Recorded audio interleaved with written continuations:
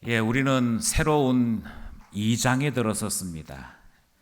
2장에 들어섰다라고 하는 것은 1장과 2장이 구분된다 하는 의미를 가지고 있지요. 성경을 원래 기록한 성경 저자들은 장과 절로 구분해서 성경을 기록한 적이 없습니다. 그러니까 성경을 처음부터 끝까지 통으로 기록했습니다. 그 통으로 기록한 것을 후대의 사람들이 장과 절로 구분한 것입니다. 내용상 이쯤에서 조금 기니까 끊어야겠다 하면 절이 된 것이고요. 이 내용과 이 내용은 좀 차이가 있으니 구분하는 것이 좋겠다 해서 덩어리별로 나눈 것이 장이 되었습니다. 그러니까 2장에 들어섰다는 말은 지금까지 들었던 1장과 다른 이야기가 시작된다, 이렇게 보았던 것입니다. 그래서 2장에 들어서서 어떤 내용인가 하고 보았더니 2장의 내용이 이렇습니다. 2장의 내용이 차별하지 말라, 이렇게 말씀하시더라 하는 것이지요. 바로 여기에서부터 우리는 이 야고보서 말씀에 대한 이해가 조금씩 달라지더라 하는 것입니다. 야고보서 강해를 한다고 했을 때 제가 들었던 이 분위기는, 사람들의 반응은 두 가지였습니다. 하나는, 저는 야고보서 말씀을 너무 좋아합니다. 왜 야고보서 말씀 좋아하십니까? 그렇게 물었더니 바울 서신은 한참 읽어도 무슨 말인지 잘 모를 때가 있습니다. 뭐가 어떻고 어려운 말이 한참 등장을 하는데 야고보서라고 하는 성경은 속이 시원합니다.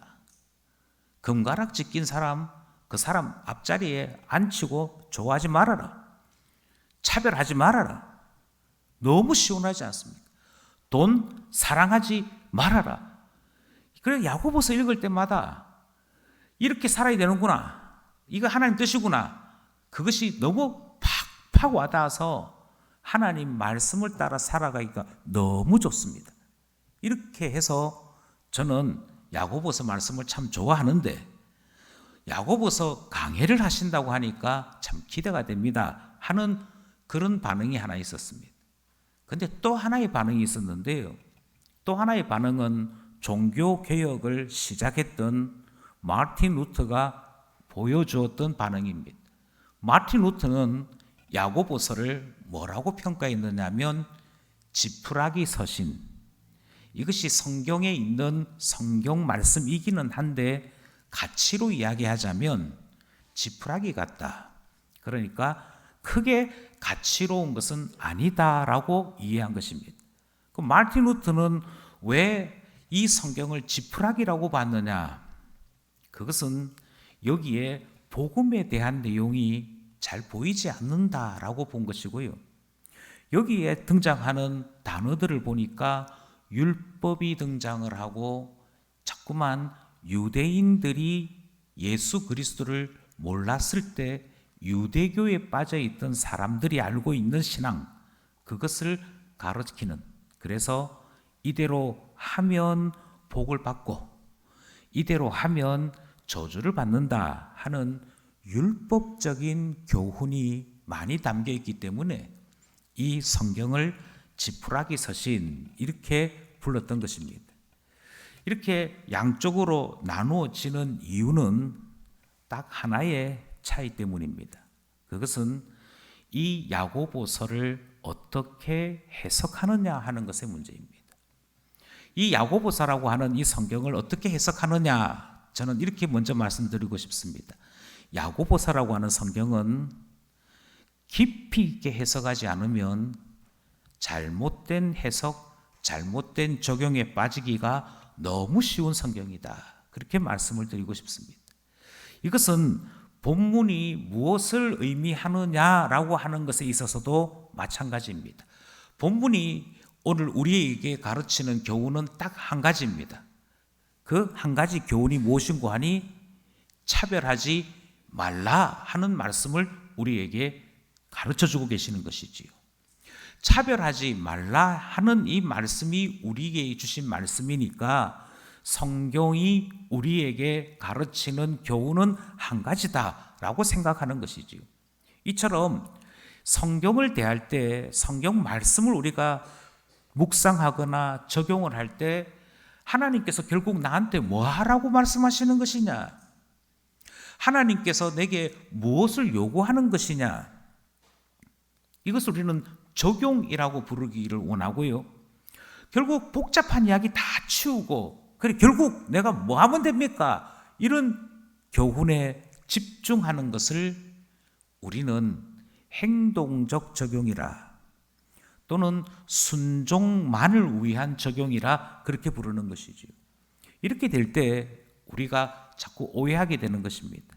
그래서 어떤 분들은 야고보서가 참 좋다 하시는 분도 있고, 어떤 분들은 이거 뭔가 율법의 냄새가 나는데 라고 생각하시는 것이죠.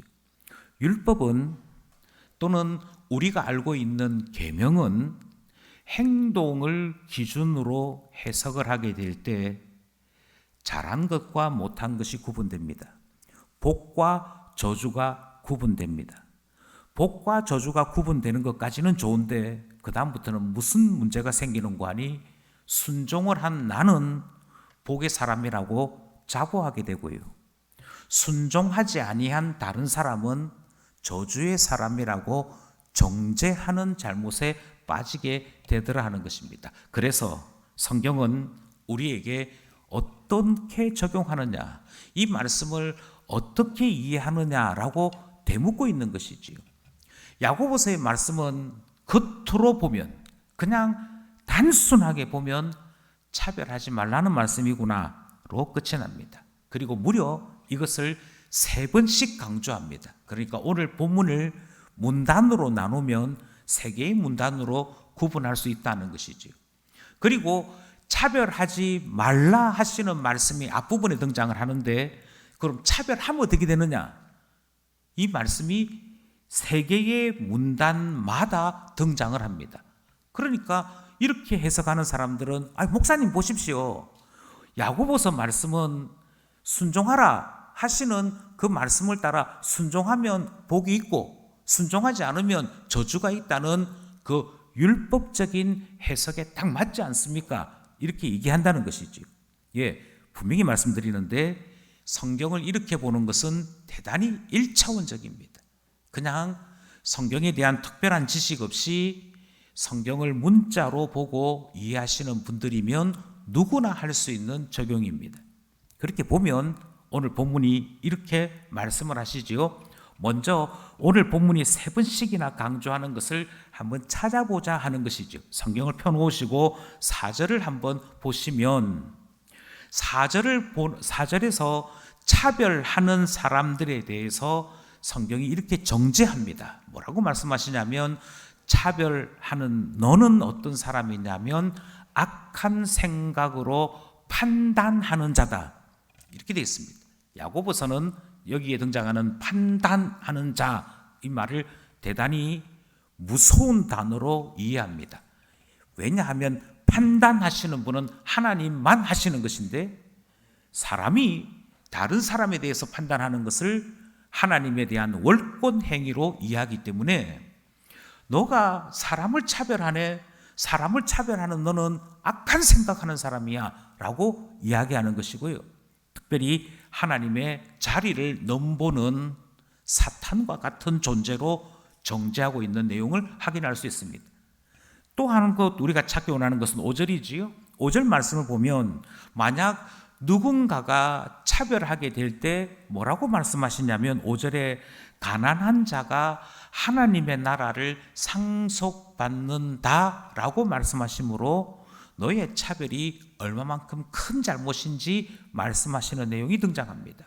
하나님 나라 누가 상속받느냐? 가난한 자가 상속받는다고 말씀하시지요. 6절 말씀을 보겠습니다. 6절 말씀을 보니까 부자는 어떤 사람이라고 소개하고 있는 거 아니?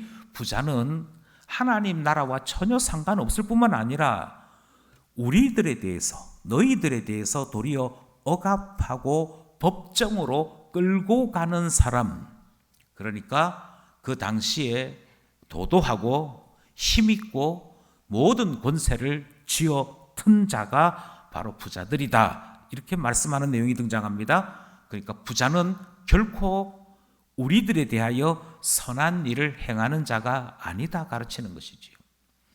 이제 7절 말씀을 보시겠습니다. 7절 말씀을 보시면 성도라고 하는 이 아름다운 이름을 비방하는 사람도 가난한 자들이 아니고 부자들이 한다. 이렇게 말씀하시죠.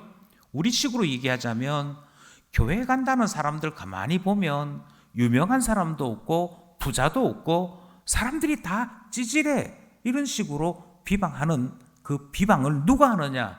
알고 보면 부자들이 하더라. 이렇게 말씀하시는 내용이 등장합니다. 9절 말씀을 보시면 9절 말씀에는 차별을 하면, 사람을 차별하여 대하면 율법을 어긴 범법자가 되고 만다. 그래서 간음해서 율법을 어긴 자나, 도둑질해서 율법을 어긴 자나, 살인해서 율법을 어긴 자와 똑같은 벌을 받게 되어 있다. 그것이 율법이 우리에게 가르친 죄에 대한 형벌이다. 그렇게 말씀하시는 내용이 등장합니다. 그러니 차별은 곧 범법으로 이어진다 말씀하는 것이고요. 이렇게 사람을 차별하는 사람들에게 최종적으로 임하는 하나님의 저주는 무엇이냐? 13절에 긍휼 없는 심판을 받게 된다. 이렇게 말씀하시는 것이죠. 그리고는 우리에게 이렇게 질문하는 것이죠. 자, 이처럼 사람을 차별하게 되면, 사람을 차별하면 특별히 부자와 가난한 사람을 차별하게 되면 이런 일을 당하게 될 거야. 이런 일을 당하게 되는데 너 그럼에도 불구하고 사람 차별하게 해서는 되겠니? 이렇게 말씀하시는 것이 오늘 본문 말씀이다 라고 이해한다는 것입니다. 전 다시 말씀드립니다. 성경을 이렇게 이해하시면 성경을 읽기는 읽었는데 사실은 성경의 저자가 말하고자 하는 알맹이는 다 빠뜨리고 있는 것입니다. 이미 말씀드린 대로 이렇게 읽는 것을 율법적 이해라고 이야기합니다. 내가 뭐 하면 되느냐? 적용으로 빨리 가버린 경우고요. 내가 이렇게 행동했으니 그럼 나는 괜찮게 살았네 라고 이야기하는 자기 자랑의 출발이 되기도 합니다. 무엇보다도 이렇게 이해하면 이 속에서 저자가 정말 말하고자 하는 복음은 하나도 발견하지 못합니다. 왜 예수님이 필요한지, 왜 신앙으로 살아야 하는지에 대해서 아무런 이유가 없게 되는 것이고요. 결국 내가 잘 살았느냐 못 살았느냐의 기준은 도덕적으로 살았느냐, 내가 선행을 해방하며 살았느냐, 그 정도로 끝나고 말더라는 것입니다. 그리고 사람들이 차별하지 않는 이유 또한 이렇게 심판도 받게 되고 부자들한테 이렇게 외면도 받게 되니 그렇게 하면 손해구나 하는 정도로만 이해하고 마는 것이지요. 저는 이것이 중국과 같다라고 생각합니다. 중국 사람들은 기부 활동을 하지 않습니다. 그러다 보니 중국 안에 있는 기부 단체들이 기부금을 받는 일이 굉장히 어렵습니다. 그래서 기부를 좀 하십시오 하고 광고를 낸 적이 있습니다.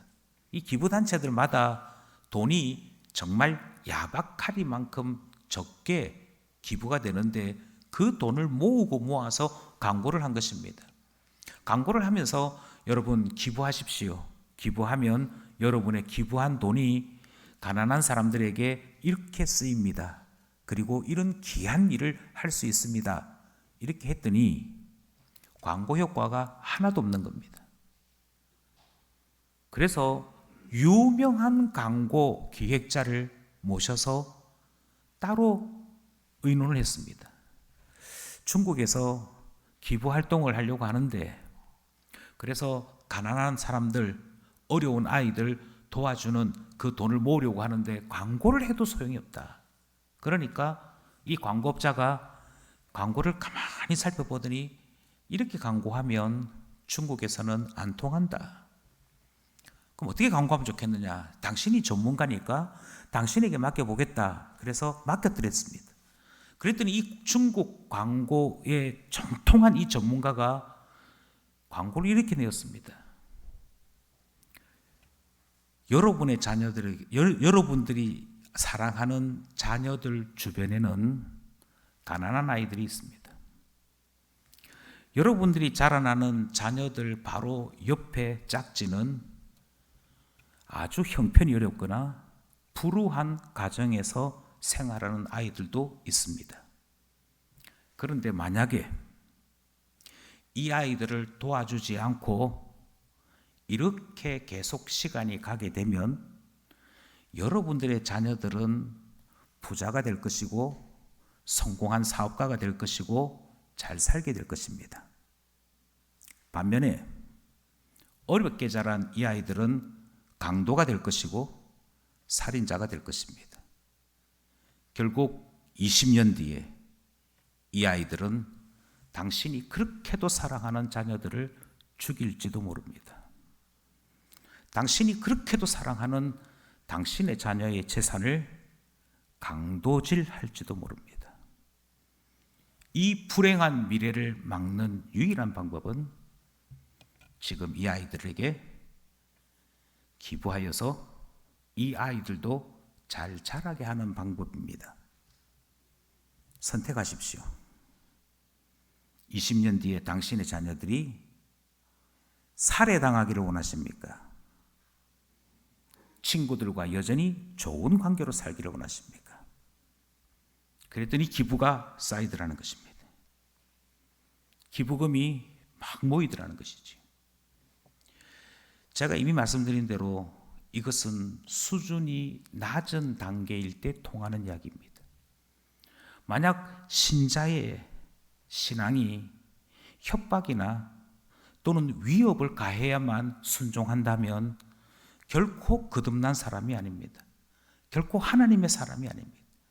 여러분, 만약에 사람 계속 차별하면 하늘에서 벼락 떨어집니다. 이거는 미신을 믿어왔던 과거에는 통하는 이야기입니다. 비나이다 비나이다 할 때의 이야기입니다. 그래야 지성이면 감천이고 콩 심은 데 콩 나는 법이다 그러면서 똑바로 살아라, 똑바로 살아야 제대로 된 결과를 얻는다, 이렇게 되어지는 것은 다시 말씀드리지만 성경을 1차원적으로 이해하는 것이지. 그러면 성경을 제대로 이해하기 위해서는 어떻게 해야 되느냐? 좀 더 성경을 이해하기 위해서 저는 세 가지를 따로 말씀드리려고 합니다. 제일 첫 번째 말씀드리려고 하는 것은 1장과 2장이 구분되었지만 2장의 내용은 1장과 연결되어진 내용이라 하는 점을 먼저 말씀드리고 싶습니다. 1장과 연결되었다라고 말씀드리는 것은 앞에 있었던 이 말씀이 구체적으로 어떻게 적용되는지를 예를 든 것입니다. 앞에 있었던 말씀이 뭐냐? 야고보서 1장 22절을 함께 합독하겠습니다. 시작. 너희는 말씀을 행하는 자가 되고 듣기만 하여 자신을 속이는 자가 되지 말라. 이 말씀이 오늘 본문 바로 앞에 있었던 말씀입니다. 오늘 본문 바로 앞에 있었던 말씀이 무엇이냐면 하나님 말씀을 제가 들었습니다, 하나님 말씀을 이해했습니다 하는 것은 듣는 것의 문제가 아니라는 것입니다. 제가 그 소리를 알아들었습니다의 문제도 아니고 그 말을 이해했습니다의 문제가 아니다라고 얘기합니다. 만약 정말 하나님 말씀을 받았다면 반드시 하나님 말씀이 그러하다 하는 대로 행동하게 되어 있다. 그런데 행동은 안 하면서 아멘, 아멘 하는 것은 속이는 것이다. 나도 속이는 것이고 하나님도 속이는 것이다. 이것이 우리가 지난주에 들었던 말씀인 동시에 오늘 본문 앞의 말씀입니다. 그러면서 무엇을 강조했느냐? 하나님 말씀대로 순종하는 것, 행동하는 것 중요하다. 그것이 진짜 믿는 것이다. 이 말씀이 있었습니다. 또 무엇이 있었냐면 23절, 24절 말씀이 있었는데요. 먼저 23절 말씀을 읽도록 하겠습니다. 시작. 누구든지 말씀을 듣고 행하지 아니하면 그는 거울로 자기의 생긴 얼굴을 보는 사람과 같아서, 뭐라고 얘기하느냐면 말씀을 듣기만 하고 여전히 순종하지 않는 사람, 이것을 따라 실천하지 않는 사람이 있다고 할 때 그 사람은 어떤 사람이냐면 거울을 보는 사람 같다라고 얘기합니다. 여기에 등장하는 거울을 오늘의 거울로 생각하시면 안 됩니다. 이 당시의 거울은 청동을 아주 부드럽게 갈아서 거기에 반사된 것으로 얼굴을 보는 그 정도의 반사경, 그 정도를 거울이라고 불렀을 때입니다. 그래서 거울을 보고 이렇게 생겼구나, 이렇게 생긴 것 같아 하고 확인하는 정도가 깨끗한 거울이 가지고 있는 기능 정도였습니다. 그런데 어떤 사람들이 그 뿌옇게 보이고 희미하게 보이는 거울 정도를 보고는 뭐 있는 것 같기도 하고 없는 것 같기도 하고 헷갈리네 하고서는 그만 보기는 보고도 제대로 확인도 안 하고 돌아서는 사람들이 있더라는 것이지요. 그래서 성경이 얘기합니다. 만약 하나님 말씀을 듣기만 하고 순종하지 않는 사람은 어떤 사람과 같으냐? 거울을 본 사람하고 똑같다라고 얘기합니다. 그게 어떤 의미인지를 24절이 다시 설명합니다. 24절 시작. 제 얼굴을 보고 가서 그 모습이 어떠했는지를 곧 잊어버리거니와. 그러니까 결국 순종해봐라 하는 말씀 속에 너가 말씀에 대한 순종을 해볼 때 거기에서 무엇을 확인할 수 있느냐면 너 자신이 어떤 존재인지를 확인할 수 있다니까. 내가 신자 맞는지 아닌지, 내가 하나님을 사랑하는지 아닌지를 내 머릿속으로 생각하지 말고 내가 어떻게 행동하고 어떻게 그것을 순종하고 있는지 나의 모습을 통해 확인할 수 있다고 얘기하는 것이지요. 그래서 하나님 말씀을 처음 들을 때는 내가 얼마든지 그것을 순종하는 줄 알았다는 거예요. 내가 얼마든지 그것에 따라 사는 사람이고 믿음이 좋은 사람인 줄 알았다는 것이지요. 그런데 막상 행동을 해보니, 확인을 해보니 하나님 말씀이 내게 비춰준 모습이 이거였구나 하고 깨닫게 된다는 것입니다. 언제요? 들을 때가 아니고 순종할 때 가서야. 이 말씀을 따라 살아갈 때 그때 가서야 내가 사실은 믿음이 좋은 사람이 아니구나. 내가 사실은 완악함이 있구나. 내가 사실은 목이 곧은 게 있구나. 그걸 어느 때 깨닫느냐? 다시 말씀드립니다. 계속 말씀드립니다. 들을 때가 아니고요, 행할 때요. 말씀을 따라 순종하고자 할 때 우리는 우리 자신의 내면을 볼 수 있게 되더라는 것입니다. 그리고는 성경이 이렇게 말씀하시는 것이지요. 만약 성경이 차별하지 말아라 했음에도 불구하고, 그럼에도 불구하고 나의 삶을 되돌아보니, 나의 삶을 살펴보니 차별하는 것이 보이더라. 그러면 성경이 이렇게 묻는 것이죠. 차별하지 말라 했음에도 차별하는 너는 누구니? 신자니 불신자니? 그거 물어보시는 것이죠. 그걸 통해 우리의 상황, 우리의 실존의 모습을 분명하게 보도록 성경이 요구하는 것입니다.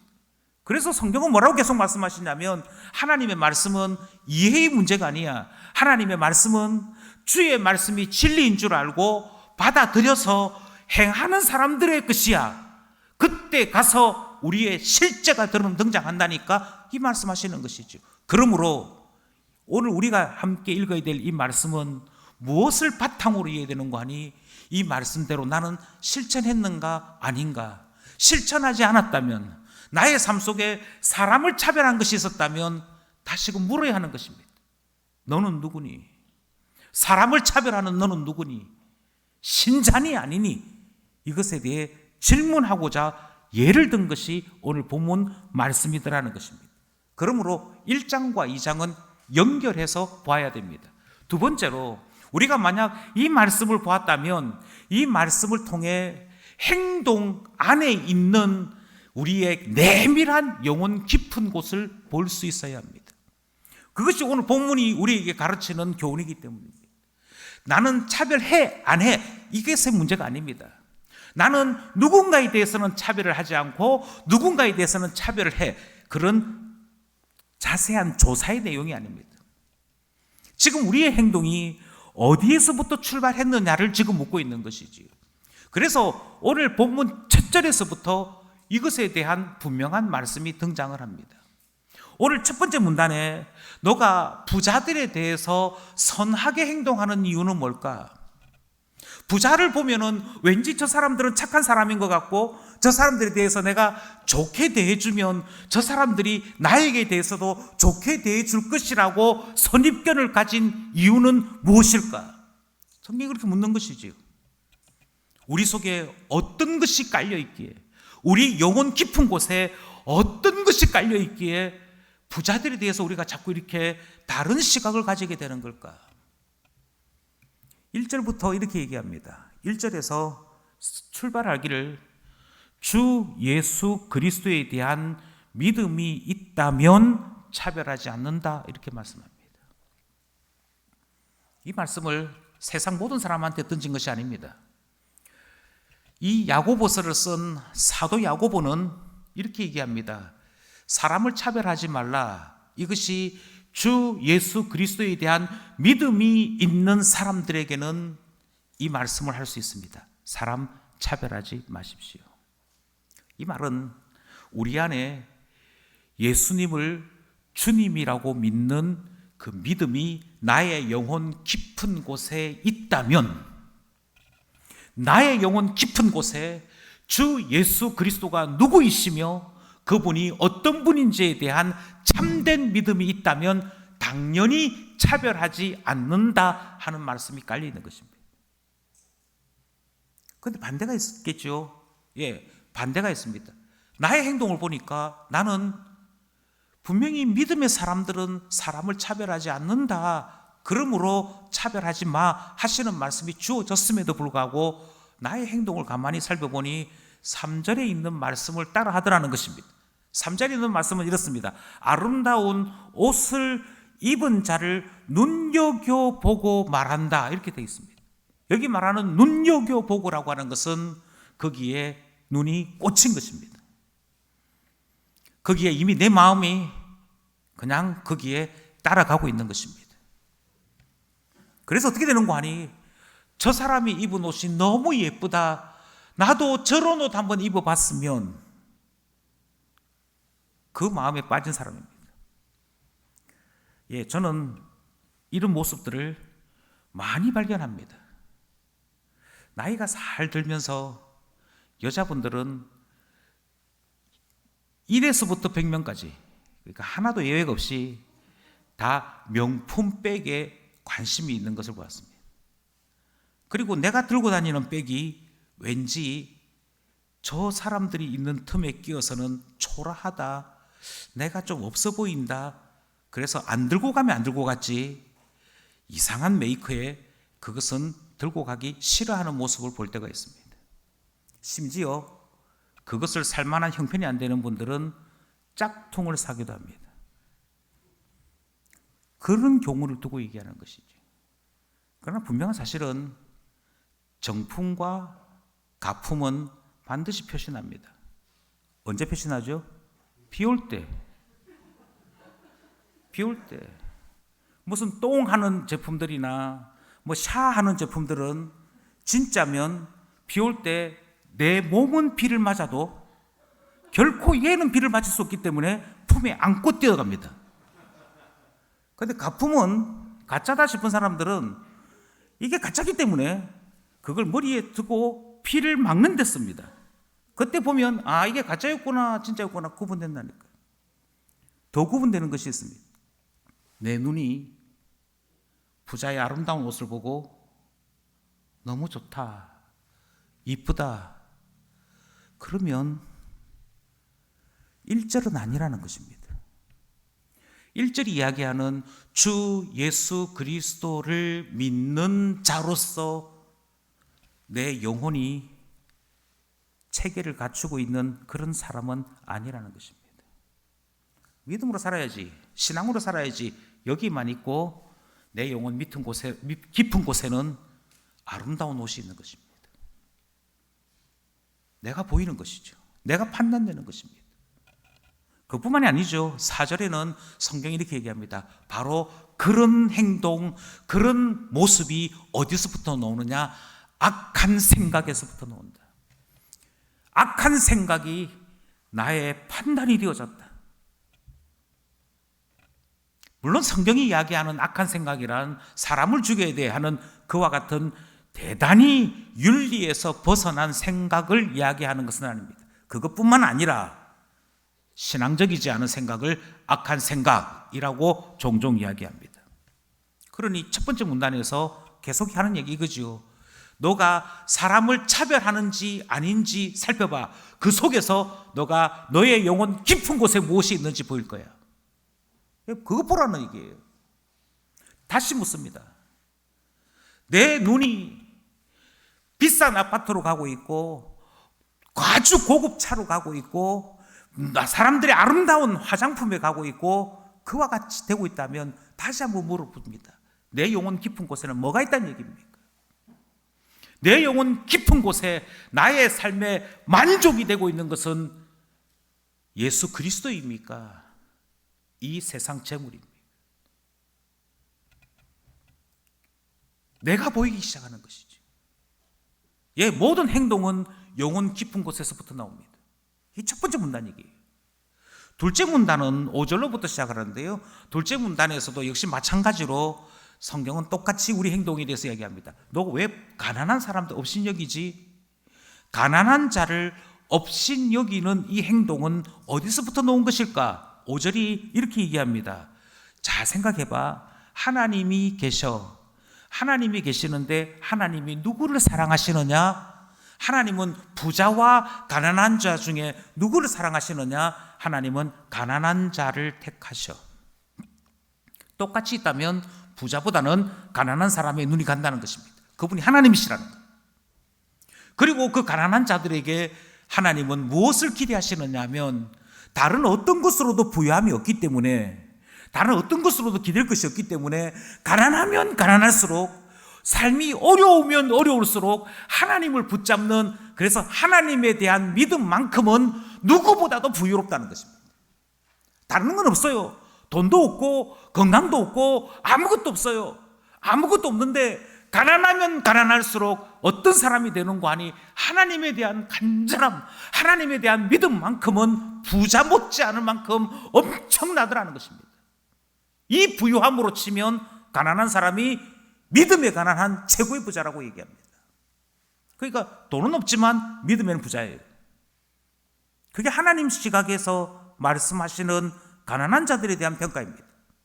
또 가난한 자들에 대해서 5절은 뭐라고 얘기하냐면 바로 그 가난한 자가 하나님께서 하나님의 나라를 상속으로 주신다. 그래서 하나님 나라에 가게 되면 가난한 자가 부자 될 거야. 그렇게 말씀하시는 내용이 등장을 합니다. 이것이 누구의 시각이냐면 하나님의 시각입니다. 하나님은 이렇게 판단하신다는 겁니다. 하나님은 이렇게 행하신다는 것입니다. 반면에 세상은 어떻게 이야기하느냐? 그건 하나님 나라 이야기고요. 하나님 나라 가서 이야기고요. 지금 우리가 살고 있는 이 세상에서는 부자가 최고입니다. 부자가 돼야죠. 부자가 되는데 그 부자가 업신여깁니다. 사람을 억압합니다. 심지어 법정에도 끌고 갑니다. 그런데도 불구하고 여전히 우리는 부자가 되고 싶어 한다는 것입니다.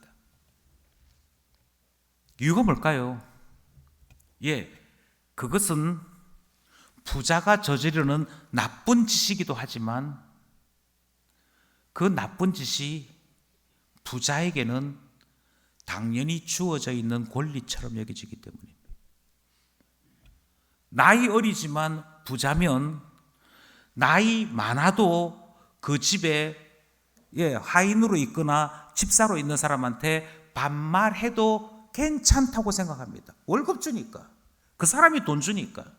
그래서 업신여기고 억압하고 비아냥거리고 심지어 재판장으로 끌고 가도 부자니까 괜찮다고 생각하는 것입니다.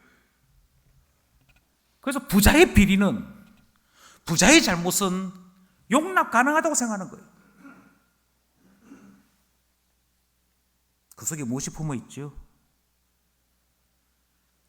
당신은 부자니까 당신에게 막강한 권력을 주겠습니다로 끝나는 것이 아니고요. 나도 부자 되어서 세상을 저렇게 살아봤으면 좋겠다.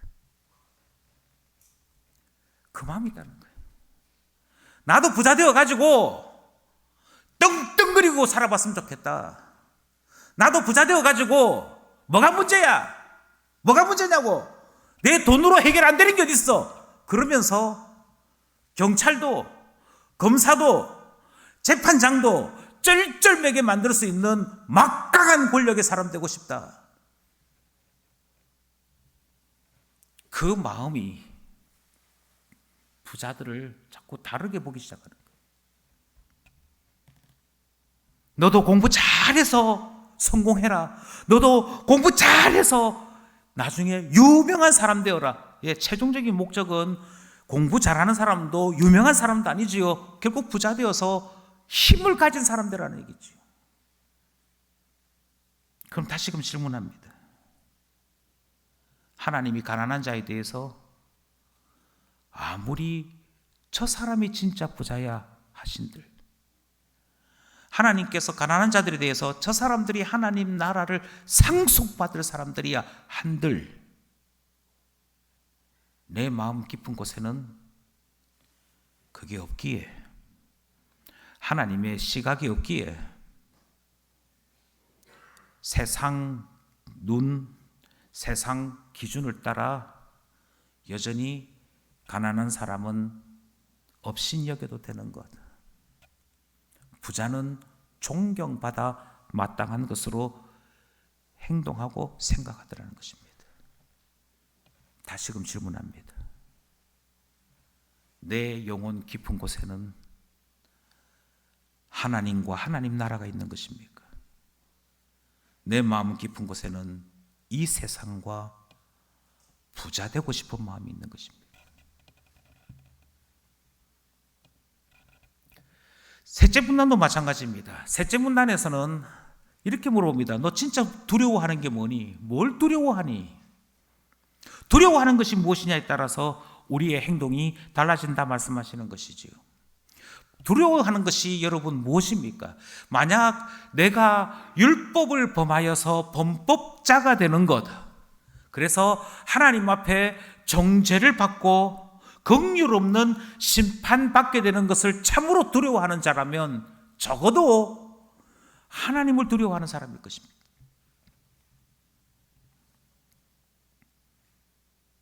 그리고 우리는 이런 두려움 속에서 하나님 앞에 우리의 삶의 가치관들을 수정하게도 되는 것이지요. 조금 더 성숙한 사람은 그 다음의 것을 두려워합니다. 그것은 하나님께서 우리에게 주신 자유의 율법, 여기서 말하는 율법하는 말은 정확한 의미는 법입니다. 우리가 진심으로 자유롭게 되는 법, 자유롭게 되는 그 길이 무엇인가를 생각하는 것이지. 이 세상에서 가난한 자로 사나 부한 자로 사나 그 어떤 경우에도 자유하게 되는 법, 그것은 하나님의 뜻을 따라 살아가는 것일 것입니다. 하나님 영광을 위해 살아가는 것일 겁니다. 주님께서 우리에게 말씀하시는 대로 살아가시는 것인데요, 그렇게 살아가게 될 때 주님께서 뭐라고 말씀하시냐면 너 사람 차별하지 않더라, 너 가난한 자라고 업신여기지 않더라, 그리고 너가 행동한 그것에 대해 하나님께서 칭찬하시는데, 하나님이 너를 심판하실 때 너들 또한 긍휼로 심판하신다. 그래, 너 힘들었을 거야, 너 어려웠을 거야, 내가 이해해. 그리고는 하나님께서 그런 우리를 긍휼로 맞아주시게 될 때 심판 이기게 된다는 것입니다. 뿐만 아니라 하나님 나라에서 자랑도 할 수 있게 된다는 것이지요. 여러분, 그러면 우리가 다시 한 번 더 우리 자신들을 점검할 수 있게 되는 것 아니겠습니까? 만약 내 마음속에 이와 같은 것이 두려움이 아니고 사람들의 손가락질이 두려우면, 사람들의 수근거리는 소리가 두려우면, 우리는 여전히 사람에게 잘 보이려고 외식해야 됩니다. 꾸며야 됩니다. 세상 따라 흉내내어야 됩니다. 정말 내 속에 두려운 것이 무엇입니까? 사람들의 수근거리는 소리입니까? 하나님 만났을 때 하나님 앞에 내가 어떤 심판 받을 것인가에 대한 두려움입니까? 내 영혼 깊은 곳에 있는 그것이 신앙이고 하나님이고 하나님의 나라이고 하나님께서 우리에게 주시는 긍휼이, 그래서 긍휼의 심판을 내가 참으로 원한다면 우리는 그것이 행동으로까지 나올 수 있음을 고백합니다. 그리고 우리 행동은 당연히 하나님이 나도 긍휼히 여겨주시더라, 그러니 너도 하나님께로부터 긍휼을 입어 위로받기 원해, 은혜 입기를 원해, 주님 때문에 마음에 기쁨이 있기를 원해 하게 되는 것이죠. 그러므로 주 예수 그리스도를 믿는 자에게는 차별이 있을 수 없게 된다. 그것이 성경이 말씀하시는 바입니다. 이것이 오늘 본문이 우리에게 깊은 해석을 위해 가르쳐주는 세 가지 가운데 둘째까지의 말씀이었습니다. 셋째와 크게 결론을 내려야 되는데요, 여기까지 계속 가면 시간이 많이 지나갈 것 같습니다. 부득이 여기에서 설교를 끊으려고 합니다. 그럼에도 불구하고 저는 한 가지를 계속 반복해서 말씀드립니다.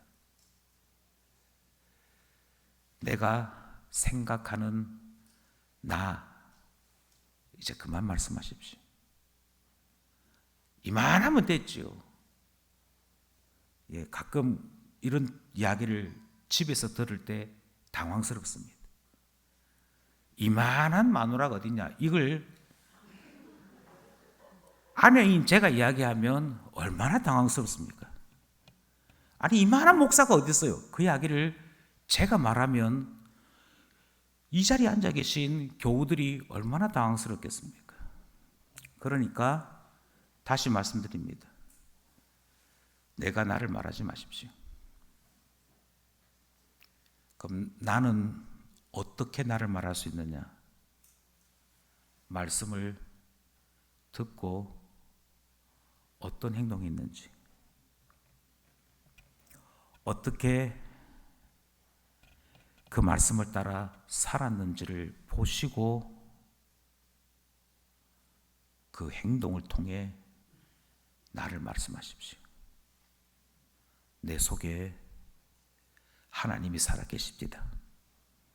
나는 하기 싫었는데 주님께서 나를 굴복시키셔서 회개하게 하시고 신앙 따라 살게 하셨습니다. 그렇게 말씀하시든지, 내 속에 신앙이 있는 줄 알았는데 저는 세상이 내 내면 깊은 곳에 있어서 하나님보다는 세상을, 가난한 자보다는 부자들에게 내 눈을 주고 말았습니다. 아직도 회개해야 될 것이 많은 제 자신을 보았습니다. 그렇게 말해야 할 것입니다. 말씀을 행하는 자만이 말씀의 거울을 제대로 보는 사람입니다. 이 교훈을 기억하시면서 하나님 앞에 우리 자신을 살피는 성도로 살아가기를 간절히 소원합니다. 기도드리겠습니다.